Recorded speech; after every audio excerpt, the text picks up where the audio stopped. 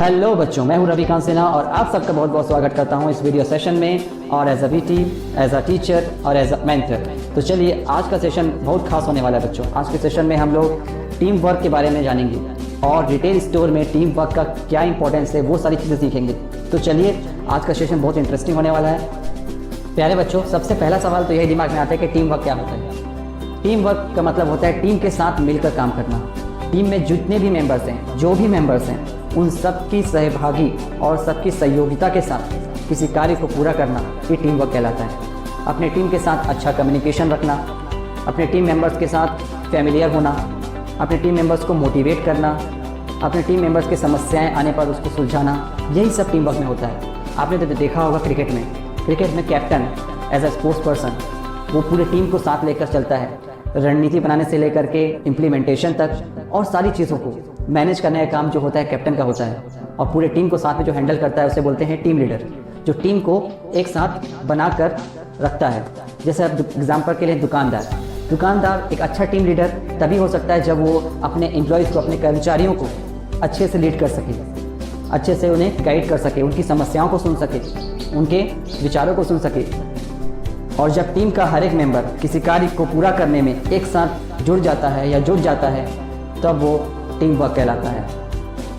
प्यारे बच्चों, अब बात करते हैं टीम वर्क में लीडरशिप की, यानी टीम लीडर की। किसी भी टीम में एक टीम लीडर की आवश्यकता क्या होती है, ये बात आप भली भांति इस एग्जाम्पल से समझ सकते हैं। एक खुरदरा व्यापारी है जिसके दुकान में 4 कर्मचारी काम करते हैं और उन चारों कर्मचारियों से आज तक कोई शिकायत नहीं आई और वो दुकान भी काफ़ी अच्छे से बहुत प्रोग्रेस कर रहा है। ऐसा क्यों हुआ? आपके दिमाग में सवाल आता होगा। बच्चों, ऐसा इसलिए हुआ क्योंकि उस दुकानदार के पास एक ऐसी क्वालिटी थी जिसकी वजह से ना सिर्फ उसका दुकान प्रोग्रेस हो रहा था, बल्कि उसके एम्प्लॉयज़ भी काफ़ी खुश थे और अच्छे से कार्य कर रहे थे। ये क्वालिटी थी लीडरशिप की। टीम में लीडरशिप की क्या इंपॉर्टेंस है, आइए जानते हैं। टीम को मैनेज करने का कार्य एक लीडर का होता है। टीम को उद्देश्य के साथ काम करने के लिए प्रेरित करने का कार्य एक लीडर का होता है। कार्य में अपने टीम का हौसला बढ़ाते रहना, ये काम लीडर का होता है। कार्यस्थल पर अच्छा वातावरण बनाए रखना, ये भी एक अच्छी लीडरशिप की निशानी है। अपने टीम मेंबर्स के कार्य की क्षमताओं को बढ़ाने के लिए निरंतर प्रयास करते रहना, ये भी एक अच्छे टीम लीडर की निशानी है। बच्चों, आगे बढ़ते हैं कि डिटेल में टीम वर्क का क्या महत्व है, आइए जानते हैं। टीम की समस्या सबसे पहली समस्या होती है, बाकी आपकी व्यक्तिगत समस्या वो बाद में आती है। इसी कारण सबसे पहले समस्या का हल जो है आप टीम का करेंगे। दूसरा, अपने कर्मचारियों को कभी भी नज़रअंदाज ना करें और ना ही उन्हें डीमोटिवेट करें। अगर कोई कर्मचारी आपका अच्छे से कार्य नहीं कर रहा है या उसकी गलतियों पर आप पर्दा डाल रहे हैं, तो भी वो आपके लिए समस्या खड़ी कर सकता है। नए आइडिया को अपने टीम मेंबर्स के साथ साझा करें। कभी भी आपके पास न कोई नया आइडिया है तो आप टीम मेंबर्स के साथ डिस्कस करें कि ये आइडिया कार्य कर सकता है, कि ये हमारे ऑर्गेनाइजेशन के लिए अच्छा होगा कि नहीं होगा, हमारे शॉप के लिए अच्छा होगा कि नहीं होगा। तो अपने टीम मेंबर्स के साथ उसे डिस्कस करें। अपने टीम मेंबर्स की निंदा और उनका मजाक ना उड़ाएं। अपने टीम मेंबर्स के सदस्यों के साथ कार्य करने में पारदर्शिता रखें। उनके सामने वो सारी चीज़ों को ट्रांसपेरेंट रखें और उनसे कुछ छुपाए ना। अपने टीम मेंबर्स के साथ डिस्प्यूट या झगड़े में ना पड़ें। अगर आपके टीम मेंबर्स आपस में झगड़ रहे थे, उस डिस्प्यूट में ना पड़ें, बल्कि उस डिस्प्यूट को सुलझाने में उनकी मदद करें। अपने टीम मेंबर्स की कार्य क्षमताओं को बनाए रखने के लिए टीम मेंबर्स के कार्य को सम्मान देते रहें, मतलब समय समय पर उन्हें सम्मान भी देते रहें। आगे बढ़ते हैं बच्चों कि टीम में इफेक्टिवली कैसे कार्य किया जाए। इन कुछ इंपॉर्टेंट पॉइंट्स जो आपको ध्यान में रखने हैं। सबसे पहली बात, share your work, distribute your work. अपने कार्य को बांटना। अपने टीम में आप कार्य को जब बांटेंगे तो आपका कार्य जो है, वो कार्य का जो बर्डन है वो कम हो जाएगा और कार्य को आसानी से पूर्ण करने में आपको सहायता मिलेगी। इसके साथ साथ उसके साथ जो लगे एक्सपेंसेस हैं वो सारे कम हो जाएंगे और साथ साथ आप समय पर कार्य को पूरा कर सकेंगे। ठीक है। दूसरी बात, अपने स्टोर में लगे एडवर्टाइजमेंट पर ध्यान दें। Means whatever you are saying to the advertisement, it should be authentic, वो सही होना चाहिए।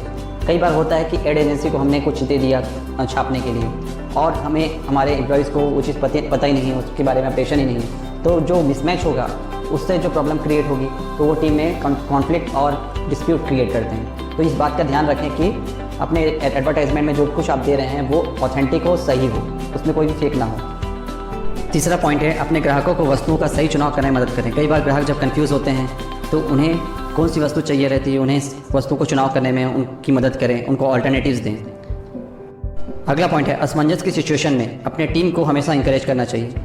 कई बार होता है कि टीम जो है किसी वजह से डिमोटिवेट हो जाती है, डिस्करेज हो जाती है, तो उन्हें इंकरेज करना चाहिए और उनके कन्फ्यूजन, उनके असमंजस सिचुएशन को सॉल्व करना चाहिए। नेक्स्ट है बच्चों की समस्याओं का सामना करना। कार्य क्षेत्र में बहुत सारी समस्याएं, बहुत सारी जटिलताएं, उन्हें सकारात्मक सोच के साथ ही हम सॉल्व कर सकते हैं। टीम में नेगेटिविटी ना फैले, इस बात का ध्यान रखें। अगर टीम में नेगेटिविटी फैलती है तो उस आउटपुट पे उसका असर डायरेक्टली पड़ता है। तो छठवां पॉइंट, लास्ट पॉइंट है अपने टीम मेंबर्स के साथ हमेशा अच्छा व्यवहार करना चाहिए। जितने भी आपके टीम में जितने भी लोग काम कर रहे हैं उनके साथ अच्छे से आप पेश आइए, उनकी समस्याएं को सुनिए, उनके प्रॉब्लम को सॉल्व कीजिए और उनको अच्छा कार्य करने के लिए प्रेरित करते रहिए। बच्चों आगे बात कर लेते हैं वैल्यू सिस्टम। किसी भी रिटेल स्टोर हो या फिर किसी भी ऑर्गेनाइजेशन हो या कोई भी कंपनी हो, वहाँ पर वैल्यू सिस्टम बहुत ज़्यादा महत्वपूर्ण होता है। हर कंपनी का अपना एक प्रिंसिपल, अपना एक स्टैंडर्ड होता है।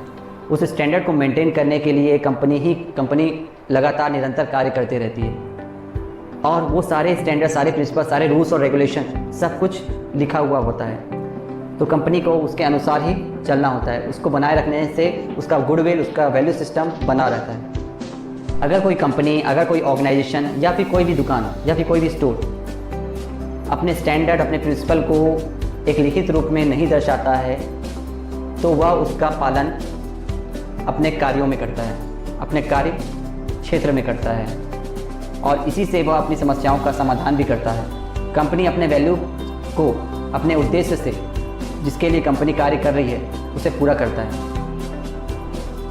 बच्चों वैल्यू सिस्टम में सबसे पहला पॉइंट क्या आता है? गाइड। गाइड का मतलब क्या होता है? जो सही और गलत दिशा देने वाला गाइड कहलाता है, जो बता सके कि क्या सही है क्या गलत है। ठीक उसी प्रकार किसी कंपनी में एक गाइड उसके वैल्यू सिस्टम को मजबूत करता है और जो कंपनी के एसोसिएट्स हैं, कर्मचारी हैं, उनके व्यवहार की जानकारी देता है।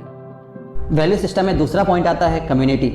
यह वैल्यू सिस्टम यह एक ऐसा फंक्शन है जिसमें कंपनी का ब्लूप्रिंट पूरे कर्मचारियों को डिस्ट्रीब्यूट किया जाता है कि कंपनी किस तरीके से कार्य करती है, उनके क्या क्या पॉलिसीज़ हैं। कम शब्दों में कहें तो यह कंपनी के फंक्शन को डिफाइन करती है।